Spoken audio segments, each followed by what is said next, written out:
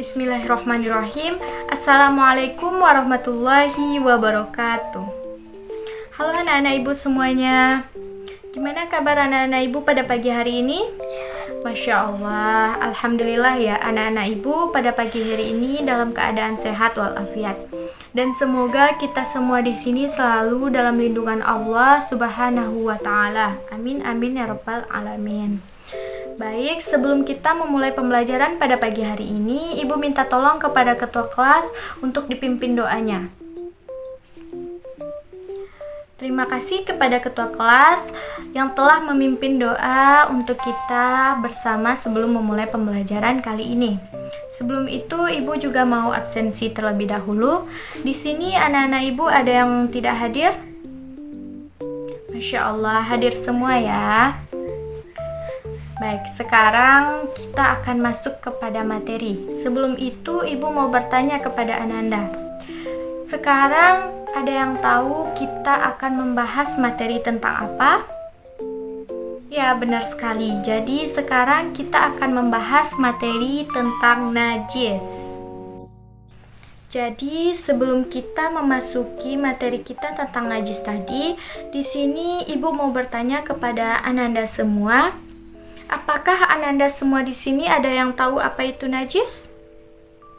Oke, jadi najis menurut bahasa Arab yaitu berarti najasah yang mana artinya adalah najis.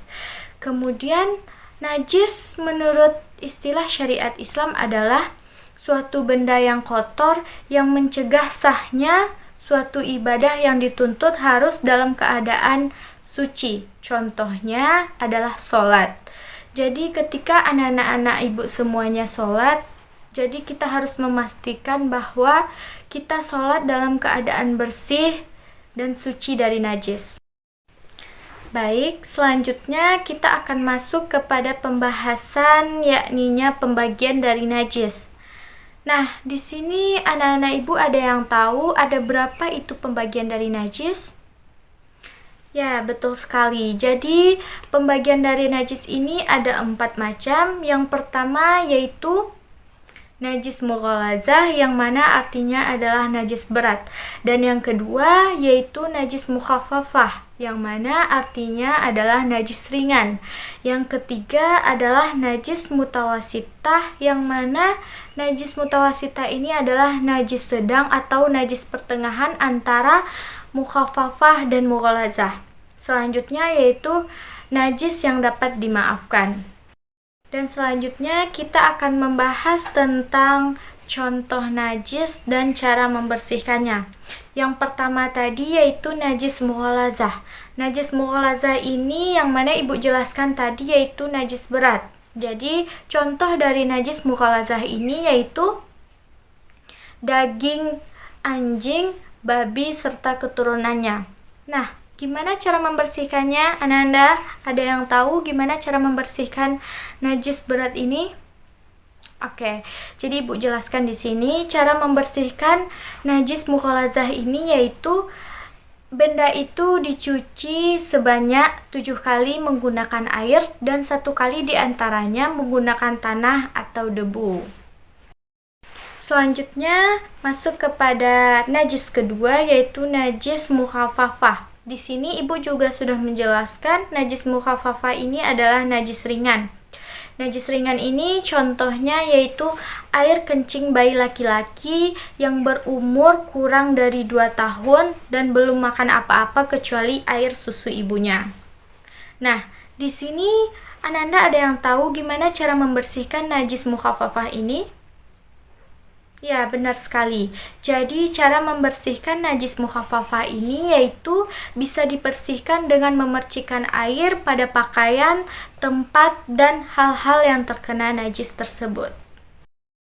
Baik, selanjutnya di sini kita akan membahas najis yang ketiga, yaitu najis mutawasitah atau nama lainnya yaitu najis sedang. Nah, di sini Anda semua ada yang tahu apa itu contoh dari najis mutawasitah? Oke, belum ada yang tahu ya. Jadi sekarang Ibu akan Jelaskan dan sebutkan apa saja contoh dari najis mutawasitah tersebut. Yang pertama yaitu kotoran manusia atau binatang, kemudian air kencing, nanah, dan juga binatang yang mati kecuali belalang atau bangkai ikan. Nah, selanjutnya yaitu kita masuk kepada pembagian dari najis mutawasitah. Jadi, najis mutawasitah ini dibagi menjadi 2 najis. Yang pertama yaitu, ayo Ananda semua ada yang tahu? Ya, benar sekali. Jadi yang pertama yaitu najis hukmiyah. Najis hukmiyah ini berarti najis yang tidak terlihat atau tidak berwujud. Contohnya saja seperti bekas kencing, arak yang sudah kering. Dan di sini cara membersihkannya yaitu cukup dengan mengalirkan air di atas benda yang terkena najis tersebut. Selanjutnya yang kedua yaitu najis ainiyah. Najis ainiyah di sini yaitu najis yang terlihat atau berwujud atau wujudnya itu masih ada. Contohnya saja seperti darah, nanah, air kencing dan sebagainya. Maka cara mensucikan najis ini hendaklah dihilangkan zat, rasa, warna, dan baunya. Dan yang terakhir adalah najis yang dapat dimaafkan. Nah, di sini anak-anak ibu ada yang tahu apa itu najis yang dapat dimaafkan? Apa contohnya? Ya, benar sekali. Jadi, najis yang dapat dimaafkan itu contohnya bangkai binatang yang darahnya tidak mengalir, seperti nyamuk dan lain sebagainya. Selanjutnya, najis yang dapat dimaafkan itu adalah najis yang jumlahnya sedikit sekali. Kemudian, contoh lainnya yaitu nanah atau darah dari kudis atau bisulnya sendiri yang belum sembuh. Dan yang terakhir yaitu debu yang bercampur dengan najis dan lain-lainnya yang sukar untuk dihindarkan. Nah, itu saja pembelajaran kita pada pagi hari ini. Ibu akan menyimpulkan sedikit materi kita tadi, yang mana materi kita yaitu tentang najis. Nah, jadi najis ini adalah suatu benda yang kotor yang dapat menghambat kita mengerjakan suatu ibadah, yang mana ibadah tersebut menuntut kita harus dalam keadaan suci dan bersih. Nah, di sini contohnya saja kita akan melaksanakan sholat. Jadi, sebelum kita melaksanakan sholat, kita harus memastikan diri kita ini dalam keadaan suci dan bersih, agar sholat kita diterima oleh Allah Subhanahu wa Ta'ala. Dan kemudian pembagian najis tadi sudah banyak yang ibu jelaskan, ada 4 tadi pembagian dari najis tersebut.